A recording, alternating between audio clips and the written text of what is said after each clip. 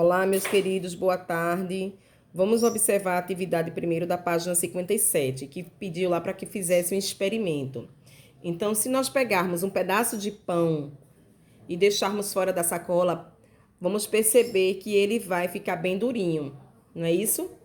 Mas se nós pegarmos um pedaço de pão e molhar ele e deixar em um local, mesmo fora da sacola, mas um local num ambiente escuro, podemos perceber o quê? Que ali entrará alguns fungos naquele pão.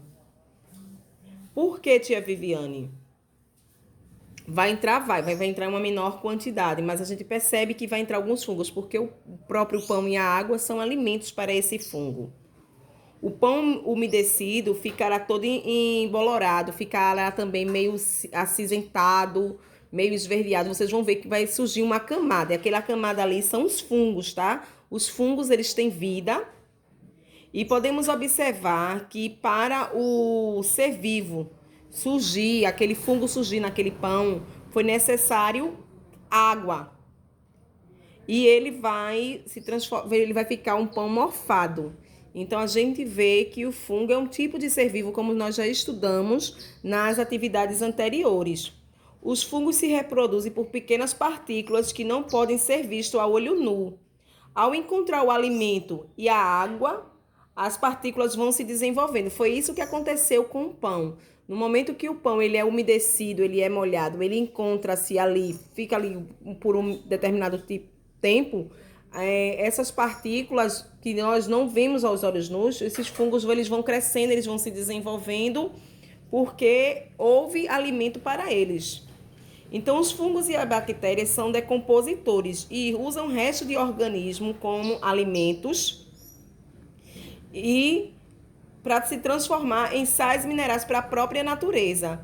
Esses seres decompositores têm um papel muito importante, principalmente para a vida das plantas. Então, tia Viviane vai convidar vocês a realizarem aí a leitura do livro de vocês e vocês vão ver que, de acordo com aquele experimento da página 59, da página 57, algumas coisas que estão sendo ditas aí no nosso livro.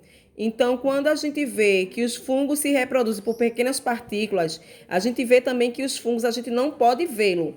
Porém, a gente, quando ele é alimentado com água, ele vai se desenvolvendo, vai crescendo e começa a gente ver ele a olho nu, né?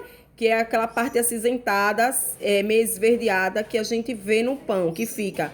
É comum que esses seres vivos apareçam quando um alimento fica muito tempo exposto em um ambiente ou um local úmido ou aquecido.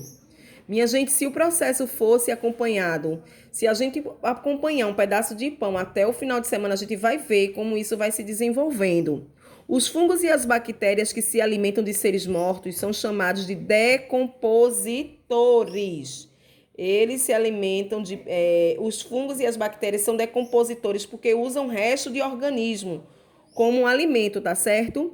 Eles podem ser encontrados no solo, nos rios, nos lagos, oceanos, em todos os ambientes. E eles se alimentam de composto do próprio ambiente, que pode ser utilizado, e ele, além de tudo isso, ele é utilizado pelas plantas. Então, vocês vão estar fazendo a leitura aqui dessa página.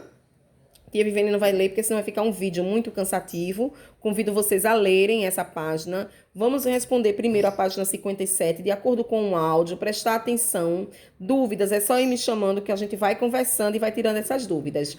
Após a realização da atividade da página 17, vocês vão realizar a leitura da página 58, que fala sobre alimentação de fungos e bactérias. Aí vocês vão ver que esse áudio que tia Viviane falou para vocês explica tanto a página 57 como a página 58, tá certo? Aí depois vocês vão estar realizando a página 59, que é a atividade, que está falando sobre alimentação de fungos e bactérias.